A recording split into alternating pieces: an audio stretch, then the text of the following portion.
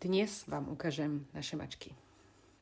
Začnem od najmenších, nemajú ešte ani rok, budú mať v júni. Minulý rok im roztrhal pes maminku, takže skončili u nás, ešte nevedeli ani sami papať, takže sme si ich naozaj vychovali od malička.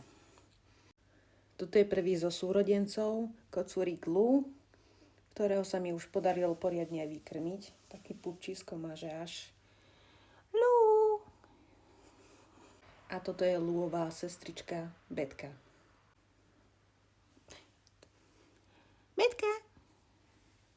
Toto je najstarší, to je moja najväčšia mačacia láska na svete, Titus, ale hovoríme mu Tuško. Tuško. Má 8 rokov. Toto je Chips a má 3 roky a prišiel k manželovi do práce a ten ho priniesol, takže on je taký uličník. A hovoríme mu aj Čipko.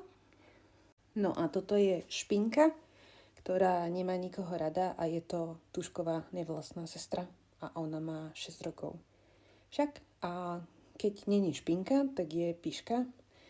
Takže toto je Piška. Povedz ahoj. Ty nemáš nikoho rada?